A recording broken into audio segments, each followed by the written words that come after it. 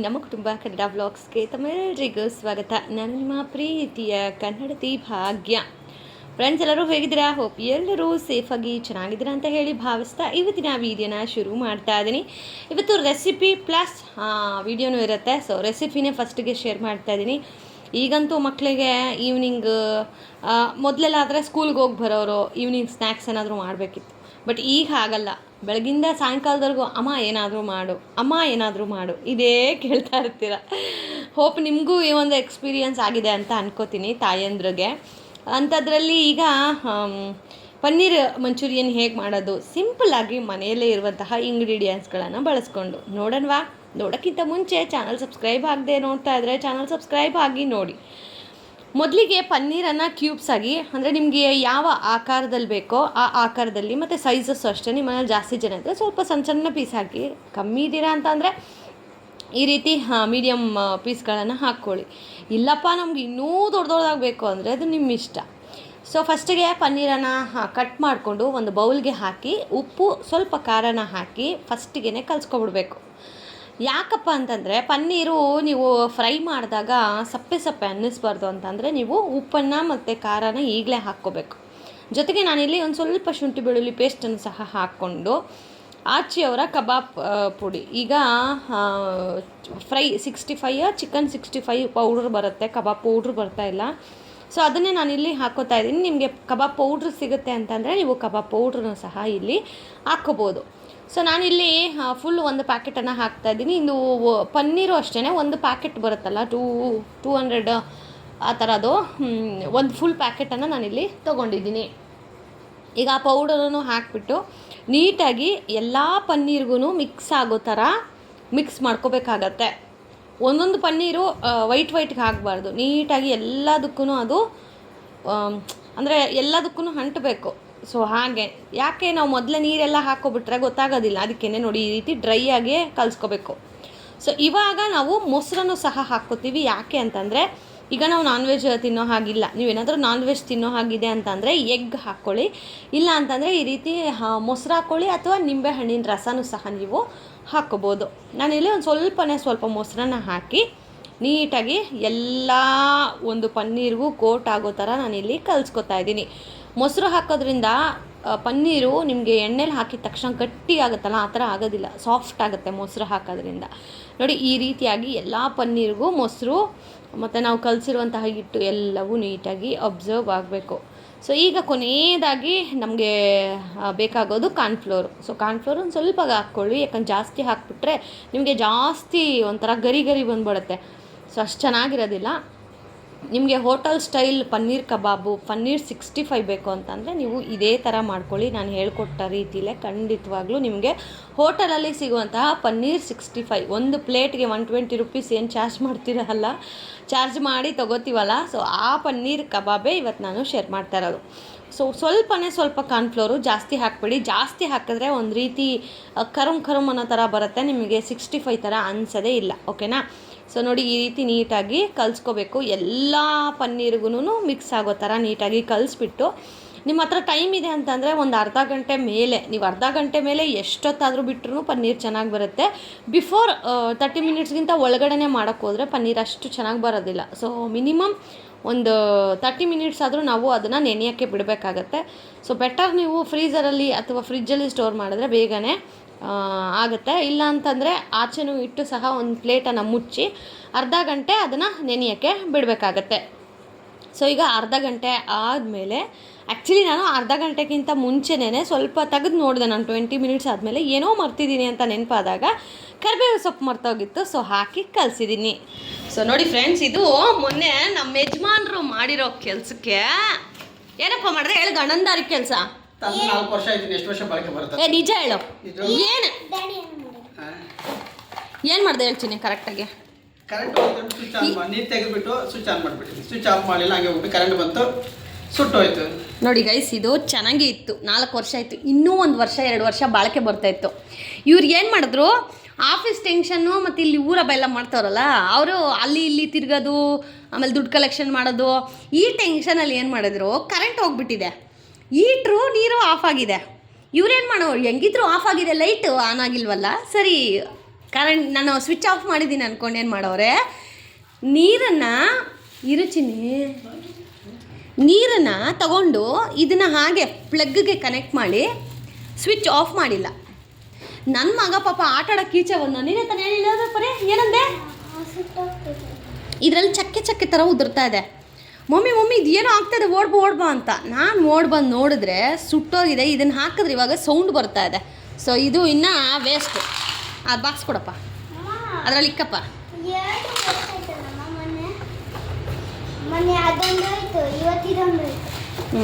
ಅದಕ್ಕೆ ಇವಾಗ ಬೆಳಗ್ಗೆನೆ ಹೋಗಿ ಇದು ತೊಗೊಂಬಂದಿದ್ದಾರೆ ಹೊಸದು, ತೋರಿಸ್ತೀನಿ ನೋಡಿ. ಇಲ್ಲಿ ನೋಡಿ, ಓಪನ್ ಮಾಡ್ತಾ ಇದ್ದಾರೆ ಇವಾಗ. ತೆಗಿ.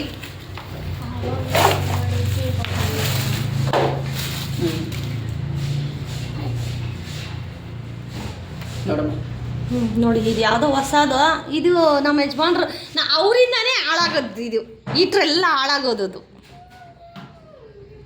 ಸರಿ ಹಾಕು. ಎಷ್ಟಿದೆ ನೋಡಿ ವ್ಯಾಟ್ಸಲ್ ಅದೆಲ್ಲ. ಅದಕ್ಕೆ ಹೆಂಗೆ ಹಾಕೋದು ಇವಾಗ? ಕೋಲು ವೈರ್ ಉದ್ದ ಇದೆಯಾ ಚಿನ್ನಿ? ಕೊಡಿಲಿ, ತೋರಿಸ್ತೀನಿ ನೋಡೋಣ. ವೈರ್ ಹಿಡ್ಕೊ ನೀನು. 1 ಇಯರ್ ವಾರಂಟಿ ಅಂತ ಬರ್ದವ್ರಂತ ನೋಡಿ. ಇದೇನಿದ್ರಿ ಇದು? ಅಲ್ಲ, ಅದ್ರ ಒಳಗಡೆ ಏನೋ ಸೋರ್ದಂಗೆ ಇದೆಯಲ್ಲ, ಇದೇನಿದು ನೋಡಿ. ಅದು ನೋಡಿ, ಇಂಥ ಕೆಲಸ ಮಾಡೋರೆ. ಹಾಂ ಹಾಕಪ್ಪ, ಚೆಕ್ ಮಾಡೋಣ.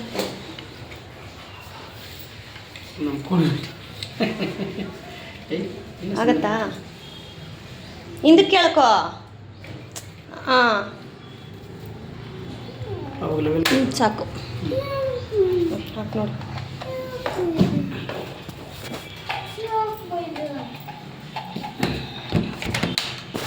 ಸೆಂಟ್ರಿಗೆ ಹಾಕೋ ಈ ಕಡೆ. ಹಾಂ, ಹಿಂದಕ್ಕೆ ಕೇಳ್ಕೊ. ಬಕೆಟಿಗೆ ಟಚ್ ಆಗಬಾರ್ದು.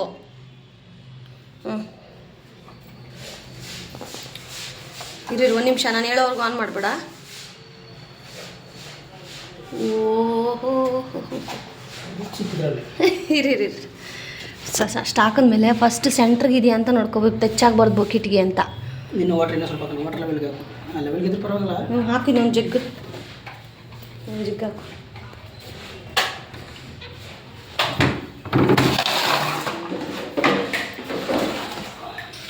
ಸೋರ್ಸ್ಬಿಡ, ನಿಧಾನ ಹಾಕು. ಇನ್ನು ಹಾಕಮ್ಮ, ಒಂದು ಜಗ್ ಫುಲ್ ಹಾಕ್ಬೋದು. ಸರ್ ದಿನ ಅಷ್ಟೇ ಹಾಕ್ಬೋದು. ಸ್ವಿಚ್ ಆನ್ ಮಾಡಪ್ಪ. ವಿಡಿಯೋ ಮಾಡ್ತಾ ಇದ್ದೀನಿ ಸಾಕ್ಷಿಗೆ. ನೋಡಿ, ಇಲ್ಲಿ ಲೈಟ್ ಆನ್ ಆಗುತ್ತೆ. ಇವಾಗ ಕಾಯ್ತಾ ಇದೆ ನೋಡಿ, ಬಬಲ್ಸ್ ಬರ್ತಾ ಇದೆ ಬಬಲ್ಸ್. ಟೈಮು ಹೆಂಗೆ ನೋಡಿ. ನಮಗೆ ಏನು ಮಾಡಿದ್ದಾರೆ, ಕರೆಂಟ್ ಹೋಗಿದೆ ಗೈಸ್. ಇವ್ರು ಏನು ನೋಡ್ತಾರೆ, ಇಲ್ಲಿ ಲೈಟ್ ಆನ್ ಆಗಿದೆಯಾ ಇಲ್ಲ ಅಂತ ನೋಡ್ತಾರೆ, ಸ್ವಿಚ್ ಆಫ್ ಆಗಿದೆಯಾ ಇಲ್ಲ ಅಂತ ನೋಡೋಲ್ಲ. ಕರೆಂಟ್ ಹೋಗಿದೆ, ಇವ್ರಿಗೆ ಗೊತ್ತಿಲ್ಲ ಕರೆಂಟ್ ಹೋಗಿದೆ ಅಂತ. ಯಾವುದೋ ಟೆನ್ಷನಲ್ಲಿ ಬಂದರು ಮನೆಗೆ. ಇಲ್ಲಿ ಲೈಟ್ ಆಫ್ ಆಗಿದೆಯಾ ಸರಿ ಅಂತ ಹಿಂಗೆ ಆನಲ್ಲೇ ಇದೆ, ಲೈಟ್ ಆಫ್ ಆಗಿದೆ. ಇದನ್ನು ತೆಗೆದು ಅಲ್ಲಿ ಇಕ್ಬಿಟ್ಟು ಸ್ನಾನಕ್ಕೆ ಹೋಗೋರೆ. ಹೋಯ್ತು ಅಲ್ಲಿಗೆ. ಹೆಣ್ಮಕ್ಳು ಮಾಡೋ ತಪ್ಪು ಮಾತ್ರ ತೋರಿಸ್ತಾರೆ, ಹೆಣ್ಮಕ್ಳು ಮಾಡೋ ತಪ್ಪು ಯಾರು ತೋರಿಸ್ತಾರೆ. ಏನಪ್ಪ ತಪ್ಪು ಮಾಡಿ? ಯಾವತ್ತನ ಒಂದು ಹಾಳು ಮಾಡಿದ್ದೀನಿ ಅಂತ ಹೇಳ್ತೀನಿ. ಒಂದು ಏನು ಹಾಳು ಮಾಡಿದ್ದೀನಿ ಹೇಳ್ರಿ? ಜಾಸ್ತಿ ನಿನ್ನ ಉದ್ಧಾರ ಮಾಡ್ತಾ ಇರೋದೇ ನಾನು. ಅದು 1 ರೂಪಾಯಿ ಇರಲಿ 2 ರೂಪಾಯಿ ಇರಲಿ. ಎಲ್ಲಪ್ಪ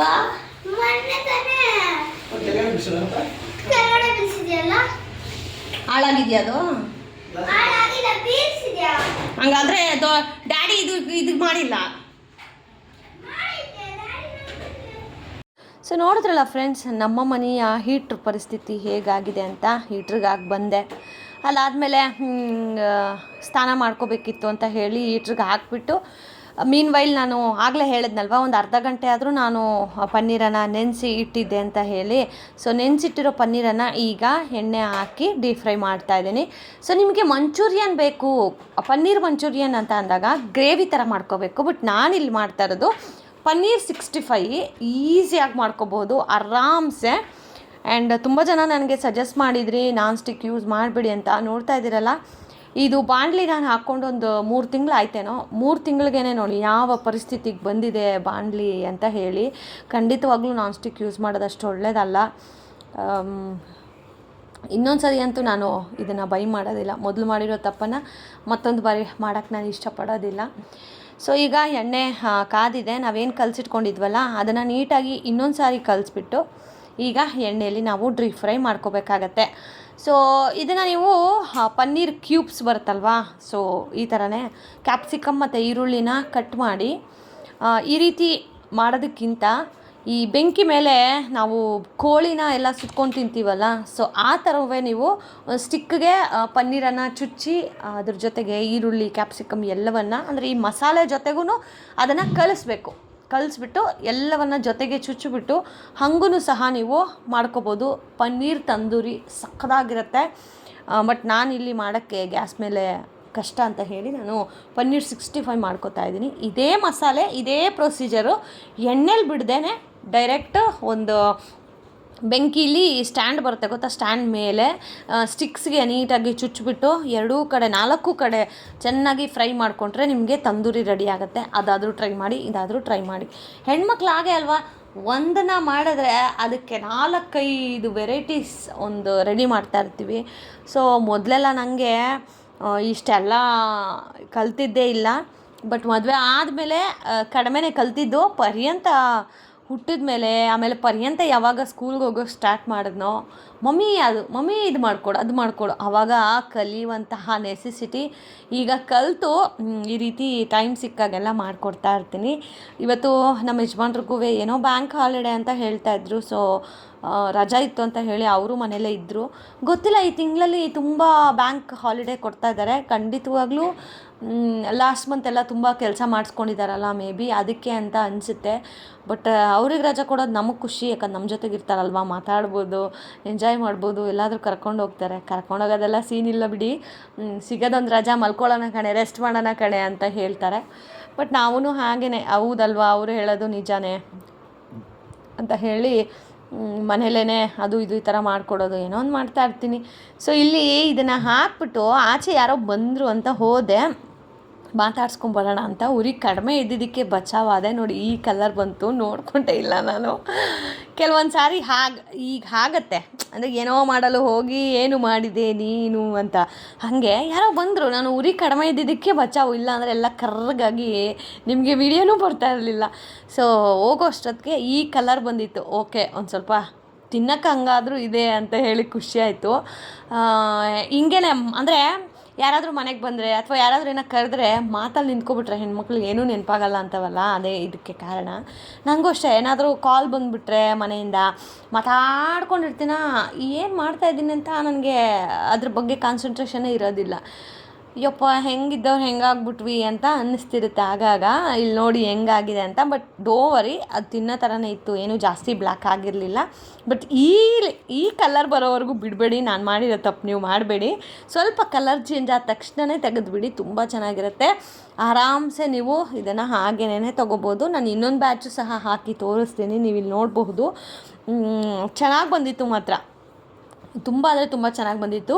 ಈ ಫಸ್ಟ್ ಬ್ಯಾಚಲ್ಲಿ ಮಾಡಿರೋ ಪನ್ನೀರು ಸ್ವಲ್ಪ ಜಾಸ್ತಿ ರೋಸ್ಟ್ ಆಯ್ತು ಅಷ್ಟೇ, ಜಾಸ್ತಿ ಕಪ್ಪಗೆಲ್ಲ ಆಗಿ ಆ ಥರ ಎಲ್ಲ ಒಂದು ಸ್ವಲ್ಪ ರೋಸ್ಟ್ ಆಗಿತ್ತು.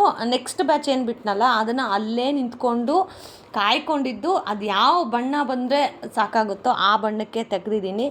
ಖಂಡಿತವಾಗ್ಲೂ ನೀವು ಒಂದು ಸತಿ ಆದರೂ ರೆಸಿಪಿನ ಟ್ರೈ ಮಾಡಿ. ನಾನು ಯೂಶ್ವಲಿ ರೆಸಿಪಿಗಳು ರೆಕಮೆಂಡ್ ಮಾಡೋದು ಕಡಿಮೆ. ನನಗೆ ಏನಾದರೂ ಇದನ್ನು ಯಾರಾದರೂ ಟ್ರೈ ಮಾಡಲೇಬೇಕಪ್ಪ ಚೆನ್ನಾಗಿದೆ ಅಂತ ಇದ್ದರೆ ಮಾತ್ರನೇ ನಾನು ಶೇರ್ ಮಾಡೋದು. ತುಂಬ ಜನ ರೆಸಿಪಿಗಳಿಗೆ ಫ್ಯಾನ್ ಇದ್ದಾರೆ ನಮ್ಮ ಸಬ್ಸ್ಕ್ರೈಬರ್ಸ್ಗಳು. ಸೊ ಖಂಡಿತವಾಗ್ಲೂ ನೀವೆಲ್ಲ ಟ್ರೈ ಮಾಡಿ ಹೇಗೆ ಬಂತು ಅಂತ ಹೇಳಿ ಕಮೆಂಟ್ ಮಾಡಿ. ಎಣ್ಣೆ ಎಗರಿಸ್ಕೊಂಡೆ ಇವತ್ತುನು. ಇವಾಗ ನೋಡಿದ್ರಲ್ಲ, ಅದು ಹಾಕೋಕ್ಕೋಗಿ ಎಣ್ಣೆ ಸಿಡೀತು ನನ್ನ ಕೈಗೆ. ಅವೆಲ್ಲ ಕಾಮನ್ ಗೈಸ್. ಮೊದಲೆಲ್ಲ ಅಯ್ಯೋ ಎಣ್ಣೆ ಎಗರ್ತು ಅಂತ ಅಳ್ತಾ ಇದ್ದೆ. ಇವಾಗ ಅಯ್ಯ ಬಿಡು ಏನಾಗುತ್ತೆ ಅಂತ ಬಟ್ಟೆಲಿ ಒರೆಸ್ಕೊಂಡು ತಿರ್ಗಾ ಇಡ್ತೀನಿ. ಇಲ್ವಾ, ಈ ಕೋಲ್ಗೇಟ್ ಪೇಸ್ಟ್ ಬರುತ್ತಲ್ಲ ಅದನ್ನು ಹಾಕೋದು, ಎಣ್ಣೆ ಎಲ್ಲಿ ಎಗರಿದಲ್ಲ ಅಲ್ಲಿ. ಆ್ಯಕ್ಚುಲಿ ಎಣ್ಣೆ ಎಗರಿದ ಮೇಲೆ ನೀರು ಬಿಡಬೇಡಿ, ಅದ್ರ ಮೇಲೆ ಬೊಬ್ಬೆ ಬಂದುಬಿಡುತ್ತೆ. ನೀರು ಯಾವುದೇ ಕಾರಣಕ್ಕೂ ಸೋಕಿಸ್ಬಾರ್ದು. ಎಣ್ಣೆ ಎಗರಿದ ತಕ್ಷಣ ಓಡೋಗಿ ಈ ಕೋಲ್ಗೇಟ್ ಪೇಸ್ಟ್ ಬರುತ್ತಲ್ಲ ಆ ಪೇಸ್ಟನ್ನು ಹಾಕಿಬಿಟ್ರೆ, ನೀಟಾಗಿ ಸ್ಪ್ರೆಡ್ ಮಾಡಿ ಒಂದು ಅರ್ಧ ಮುಕ್ಕಾಲು ಗಂಟೆ ಬಿಟ್ಟರೆ ನಿಮಗೆ ಬೊಬ್ಬೆ ಬರೋದಿಲ್ಲ. ಅಂತ ಹೇಳ್ಬೋದು. ಖಂಡಿತವಾಗ್ಲೂ ನೀವು ಟ್ರೈ ಮಾಡಿ. ಈಗಲೂ ಅಷ್ಟೇ ನನಗೆ ಅದು ಎಣ್ಣೆ ಸ್ವಲ್ಪ ಹಾರ್ತು, ಬಟ್ ಹಾಗಂತ ನಾನು ಅಯ್ಯೋ ಎಣ್ಣೆ ಎಗರ್ಬಿಡ್ತು ಹಂಗೆಲ್ಲ ಕೂತ್ಕೊಂಡ್ರೆ ಮಿಕ್ಕಿದ್ದು ಯಾರು ಮಾಡ್ತಾರೆ, ನಾನೇ ಮಾಡಬೇಕು. ಅದಕ್ಕೆ ಬಿಡು ಅಂತ ಹೇಳಿ ಅದು ನನಗೆ ಕೈಯಲ್ಲಿ ಒರೆಸ್ಕೊಂಡು ಇನ್ನು ಪೇಸ್ಟ್ ಹಾಕ್ಕೊಳಕ್ಕೆ ಹೋದ್ರೂ ಇಲ್ಲಿ ಬಿಡ್ತಾ ಇದ್ದೀನಿ, ತಿರ್ಗೆಲ್ಲ ಆಗಲ್ಲ ಅಂತ ಹೇಳಿಬಿಟ್ಟು ಫಸ್ಟ್ ಇದು ಬಿಟ್ಬಿಡೋಣ ಆಮೇಲೆ ಹೋಗಿ ಹಾಕ್ಕೊಳ್ಳೋಣ ಅಂತ ಹೇಳಿ ಇಲ್ಲಿ ಬಿಡ್ತಾ ಇದ್ದೀನಿ. ಖಂಡಿತವಾಗ್ಲೂ ಗೈಸ್ ನೀವು ಒಂದ್ಸತಿ ಅದು ಟ್ರೈ ಮಾಡಿ, ತುಂಬ ಅಂದರೆ ತುಂಬ ಚೆನ್ನಾಗಿ ಬಂದಿತ್ತು. ಮಸ್ಟ್ ಟ್ರೈ ರೆಸಿಪಿಗಳಲ್ಲಿ ಇದು ಒಂದು. ಈವ್ನಿಂಗ್ ಸ್ನ್ಯಾಕ್ಸ್ಗೆ ಆರಾಮ್ಸೆ ಟೀ ಕಾಫಿ ಮಾಡಿಕೊಂಡು ಮಕ್ಕಳಿಗೆ ಅವ್ರಿಗೂ ಕೊಟ್ಟು ನಾವು ತಿಂದು ಹೆಂಗಿರುತ್ತೆ ಗೊತ್ತಾ, ಒಂದು ಹ್ಯಾಪಿ ಈವ್ನಿಂಗ್ ಅಂತ ಹೇಳ್ಬೋದು. ನಾವು ಯೂಶ್ವಲಿ ಮೊದಲೆಲ್ಲ ಹೋಟೆಲ್ಗೆ ಹೋಗೋದು, ಅಲ್ಲಿ ಎಂಜಾಯ್ ಮಾಡ್ಕೊಂಬರೋದು ಮಾಡ್ತಾಯಿದ್ವಿ. ಬಟ್ ಈಗ ಹೋಟೆಲ್ಗೆ ಹೋಗೋಣ ಅನ್ನೋ ಥರ ಸೀನೇ ಇಲ್ಲ. ಯಾಕೆ ಅಂತಂದರೆ ಹೋಟೆಲ್ಗಳಲ್ಲಿ 1 to ಡಬಲ್ ರೇಟ್ ಹಾಕಿ ದುಡ್ಡು ಕಿತ್ಕೋತಾ ಇದ್ದಾರೆ. ನಾನು ಹೇಳ್ದಲ್ಲ ಮೊನ್ನೆನೂ ನಾವು ಹೋಟೆಲ್ಗೆ ಹೋದಾಗ ಇಷ್ಟು ರೇಟು ಅಂತ, 20 ರೂಪೀಸ್ ಜಾಸ್ತಿ. 20 ರೂಪೀಸ್ ಇದ್ದರೆ ನಮಗೆ 25 ರೂಪೀಸು ಇನ್ನೊಂದು ಅರ್ಧ ಲೀಟ್ರ್ ಹಾಲಾದರೂ ಬರುತ್ತೆ ಗೈಸ್. ಸೊ ಹಂಗೆ ಕ್ಯಾಲ್ಕುಲೇಟ್ ಮಾಡ್ತೀವಲ್ಲ ನಾವು, ಹಾಗೆ. ಸೊ ಪನ್ನೀರ್ ಕಬಾಬ್ ಎಲ್ಲ ಮಾಡಿದ್ನಾ, ಅದಾದಮೇಲೆ ನನ್ನ ಮಗ ನನಗೆ ಫ್ರೆಂಚ್ ಫ್ರೈ ಬೇಕೇ ಬೇಕು ಅಂತ ಹಠ. ಸರಿ ಆ ಫ್ರೆಂಚ್ ಫ್ರೈ ಮಾಡೋದಕ್ಕೆ ಎಣ್ಣೆ ನಾನು ಪನ್ನೀರ್ದು ಏನು ಮಾಡಿದ್ನಲ್ಲ ಅದೇ ಎಣ್ಣೆಗೆ ಹಾಕಿದ್ರೆ ಮತ್ತೆ ಪ್ರಾಬ್ಲಮ್ ಆಗುತ್ತೆ ಅಂತ ಹೇಳಿ ಅದನ್ನು ನೀಟಾಗಿ ಪೋರ್ ಮಾಡಿ ಬೇರೆ ಒಂದು ಬೌಲ್ಗೆ ಈಗ ಮತ್ತೆ ಬಾಣಲಿನ ನೀಟಾಗಿ ತೊಳೆದು, ಯಾಕಂದ್ರೆ ಕಲ್ಲರು ಒಂಥರ ರೆಡ್ಡಿಶ್ ಬರುತ್ತೆ. ಆಮೇಲೆ ಇವನು ಏನೋ ಹಾಕಿದ್ಯಾ ನಂಗೆ ಬೇಡ ಅಂತ ಇದು ಮಾಡ್ತಾನೆ ಅಂತ ಹೇಳಿಬಿಟ್ಟು ನೀಟಾಗಿ ತೊಳೆದು ಮೀನ್ ವೈಲ್ ಸೊಪ್ಪು ಸಾರೂ ಮಾಡಿಕೊಂಡೆ. ಇವತ್ತೂ ಸೊಪ್ಪು ಸಾರೇ ಮನೇಲಿ. ಅಂದರೆ ಇಲ್ಲಿ ಸೊಪ್ಪು ಇವಾಗ ಜಾಸ್ತಿ ಸಿಗ್ತಾಯಿದೆ. ಸೊ ಮೊನ್ನೆ ಮಾಡಿದ್ದು ಪಾಲಕ್ ಸೊಪ್ಪಿಂದು ಮೊರಸೊಪ್ಪು, ಇವತ್ತು ಮಾಡಿರೋದು ದಂಟು ಸೊಪ್ಪು, ಮೆಂತ್ಯ ಸೊಪ್ಪು, ಸಬ್ಸಿಗೆ ಸೊಪ್ಪು ಎಲ್ಲ ಸೊಪ್ಪು ಹಾಕಿದ್ದೀನಿ. ಪಾಲಕ್ ಸೊಪ್ಪು 4-5 ಥರದ ಸೊಪ್ಪನ್ನು ಹಾಕಿ ಇವತ್ತು ನಾನು ಮೊರಸೊಪ್ಪು ಮಾಡಿದ್ದೆ. ಸರಿ ನಾವು ಹಠ ಮಾಡಿದಾನಂದ್ರೆ ಮಾಡಿಕೊಡ್ಲೇಬೇಕು. ಸರಿ ಆ ಎಣ್ಣೆನೆಲ್ಲ ಪೋರ್ ಮಾಡಿ ಈಗ ಮತ್ತೆ ಫ್ರೆಂಚ್ ಫ್ರೈ ಮಾಡಿಕೊಡ್ತಾ ಇದ್ದೀನಿ. ನೀವು ನೋಡ್ಬೋದು ಮೀನ್ ವೈಲ್ ಸಾಂಬಾರು ರೆಡಿ ಮಾಡಿಕೊಂಡೆ. ಹಸ್ಬೆಂಡು ಮತ್ತು ಪರಿಯಂತ ಇಬ್ಬರು ಆರಾಮ್ಸೆ ಮಲಗಿದ್ರು. ಸೊ ನಮ್ಮ ಯಜಮಾನ್ರು ಏನಾದರೂ ಮನೇಲಿದ್ದರೆ ಮಲ್ಕೊಳ್ಳೋಕೆ ನನ್ನನ್ನು ಬಿಡೋದಿಲ್ಲ, ಅವ್ರೋಗಿ ಮಲ್ಕೋತಾರೆ. ಸೊ ನಾನೇನು ಡಿಸ್ಟರ್ಬ್ ಮಾಡೋದಿಲ್ಲ, ಮಲ್ಕೊಳ್ಳಿ ಪಾಪ ಅಂತ ಹೇಳಿ ನಾನು ಬಿಡ್ತೀನಿ. ಈಗ ಇಲ್ಲಿ ಫ್ರೆಂಚ್ ಫ್ರೈನೂ ಸಹ ರೆಡಿ ಆಗ್ತಾಯಿದೆ. ಪನ್ನೀರಂತೂ ತುಂಬ ಚೆನ್ನಾಗಿ ಬಂದಿತ್ತು. ನನ್ನ ಮಗನೂ ತಿಂದ. ಅಮ್ಮ ಚೆನ್ನಾಗಿದೆ, ನನಗೆ ಫ್ರೆಂಚ್ ಫ್ರೈ ಮಾಡಿಕೊಡಮ್ಮ ಪ್ಲೀಸ್ ಅಮ್ಮ, ಪ್ಲೀಸ್ ಅಮ್ಮ, ಪ್ಲೀಸ್ ಅಮ್ಮ. ಅದು ಒಂದು ಸತಿ ಪ್ಲೀಸ್ ಆದರೆ ಹೆಂಗೋ ಬಿಟ್ಬಿಡ್ಬೋದು. ಇಷ್ಟು ಸಾರಿ ಅಮ್ಮ ಪ್ಲೀಸ್ ಅಂತ ಅಂದರೆ ಹೆಂಗೆ ಬಿಡೋಕ್ಕಾಗುತ್ತೆ? ಅದಕ್ಕೇ ನೋಡಿ ಎಣ್ಣೆ ಎಲ್ಲ, ಅಂದರೆ ಇನ್ನೂ ಒಂದು ಪ್ಯಾಕೆಟ್ ಇದೆ ಪನ್ನೀರು. ಸೊ ಅದನ್ನು ಮಾಡೋಣ, ಆವಾಗ ಆ ಎಣ್ಣೆ ಯೂಸ್ ಮಾಡೋಣ, ಇವಾಗ ಇದಕ್ಕೆ ಬೇಡ ಅಂತ. ಯಾಕಂದರೆ ನೀವೇನು ಪನ್ನೀರ್ ಫ್ರೈ ಮಾಡಿರ್ತೀರಲ್ಲ ಆ ಎಣ್ಣೆ ಇದಕ್ಕೆ ಹಾಕ್ಕೊಂಡ್ರೆ ಮತ್ತು ಇದು ಒಂಥರ ರೆಡ್ಡಿಶ್ ಕಲರ್ ಬಂದುಬಿಡುತ್ತೆ. ಹಾಗಾಗಿ ಯಾಕೆ ಕಲರ್ ಬರುತ್ತೆ ಅಂತಂದರೆ ನಾನು ಹೇಳಿದ್ನಲ್ವಾ, ಈಗ ಅಂಗಡಿಗಳಲ್ಲಿ ಕಬಾಬ್ ಪೌಡ್ರ್ ಸಿಗ್ತಾಯಿಲ್ಲ, ಅದೇನೋ 65 ಅಂತ ಸಿಗ್ತಾಯಿದೆ. ಸೊ ಅದರಲ್ಲಿ ಆಟೋಮೆಟಿಕ್ ಪೌಡ್ರಲ್ಲೇ ಕಲರ್ ಆಗಿ ಬಂದಿದೆ. ಸೊ ಇದು ಒಳ್ಳೆಯದಾ ಕೆಟ್ಟದಾ ಗೊತ್ತಿಲ್ಲ, ಬಟ್ ತೇಜು ಕಬಾಬ್ ಪೌಡ್ರು ಬರ್ತಾಯಿತ್ತು. ಇವಾಗ ಪ್ಯಾಕೆಟೇ ಕಾಣಿಸ್ತಾನೆ ಇಲ್ಲ. ನಿಮ್ಮ ಕಡೆನೂ ತೇಜು ಕಬಾಬ್ ಪೌಡ್ರ್ ಇದೆಯಾ ಇಲ್ವಾ ಅಂತ ಕಮೆಂಟ್ ಮಾಡಿ. ನಮ್ಮ ಕಡೆ ಅಂತೂ ಅದು ಕಾಣಿಸ್ತಾನೇ ಇಲ್ಲ, ಹೆಸರಿಗೂ ಇಲ್ಲ, ಏನಾಗಿದೆ ಅಂತ ಗೊತ್ತಿಲ್ಲ. ಸರಿ ಇನ್ನು ಸಿಕ್ಕಿರೋದ್ರಲ್ಲೇ ನಾವು ಮಾಡಬೇಕಲ್ಲ ಅಂತ ಹೇಳಿ ತೊಗೊಂಬಂದು ಮಾಡಿದ್ದು. ಸೊ ನೆಕ್ಸ್ಟ್ ಟೈಮ್ ನಾನು ಕಬಾಬ್ ಪೌಡ್ರೇ ಹಾಕಲ್ಲ, ಹಾಗೆ ಮಾಡೋಣ ಅಂತ ಹೇಳಿ ಅಂದ್ಕೊಂಡಿದ್ದೀನಿ. ಖಂಡಿತವಾಗ್ಲೂ ನಾನು ಅದನ್ನು ಮಾಡಿದಾಗ ನಿಮಗೆ ವೀಡಿಯೋನ ಶೇರ್ ಮಾಡ್ತೀನಿ. ಆ್ಯಂಡ್ ಫೈನಲಿ ನನ್ನ ಮಗನಿಗೆ ಸ್ವಲ್ಪನೇ ಮಾಡಿದೆ, ಬಿಕಾಸ್ ಎಲ್ಲರೂ ನಾವು ಪನ್ನೀರ್ ತಿಂತೀವಿ, ಇವನು ಒಬ್ಬನಿಗೆ ಅಲ್ವಾ ಅಂತ ಹೇಳಿ ಅದೇನು ಫ್ರೆಂಚ್ ಫ್ರೈ ಪ್ಯಾಕೆಟಲ್ಲೇ ಸ್ವಲ್ಪ ಮಟ್ಟಿಗೆ ಮಾತ್ರ ಇಲ್ಲಿ ಹಾಕಿ ಫ್ರೈ ಮಾಡಿಕೊಟ್ಟಿದ್ದೀನಿ. ಇನ್ನೊಂದು ಅರ್ಧ ಮಾಡ್ಕೊಳ್ಳೋಣ ಅಂತ ಹೇಳಿ. ಸೊ ನೋಡಿ ಈ ರೀತಿಯಾಗಿ ಗರಿಯಾಗಿ ಫ್ರೆಂಚ್ ಫ್ರೈ ರೆಡಿ ಆಯಿತು. ಸೊ ಮನೇಲೇ ಮಾಡ್ಕೋಬೋದು, ಬಟ್ ಇಷ್ಟು ಕಲರ್ಫುಲ್ಲಾಗಿ ಇಷ್ಟು ಚೆನ್ನಾಗಿ ಬರೋಲ್ಲ ಗೈಸ್, ಅದೇ ಪ್ರಾಬ್ಲಮ್. ಸೊ ಇನ್ನು ರಾತ್ರಿ ಊಟಕ್ಕೆ ಅಂತ ಹೇಳಿ ಮೊರಸೊಪ್ಪು ಮುದ್ದೆ ಊಟ ಮಾಡಿ ತಾಚಿ ಮಾಡಿದ್ದೆ ಕೆಲಸ. ಆ್ಯಂಡ್ ಈ ರೀತಿಯಾಗಿತ್ತು ನಮ್ಮ ಡೇ ಅನ್ನೋದು. ನಿಮ್ಮೆಲ್ಲರಿಗೂ ಡೇ ಎಲ್ಲ ಹೇಗಿತ್ತು ಅಂತ ಹೇಳಿ ಕಮೆಂಟ್ ಮಾಡಿ. ಆ್ಯಂಡ್ ಇನ್ನು ಮುಂದೆ ಒಳ್ಳೊಳ್ಳೆ ರಾಕಿಂಗ್ ವೀಡಿಯೋಸ್ ಬರುತ್ತೆ, ವೆಯ್ಟ್ ಮಾಡ್ತಾ ಇರಿ. Thank you so much for watching friends. Lots of love. Bye bye.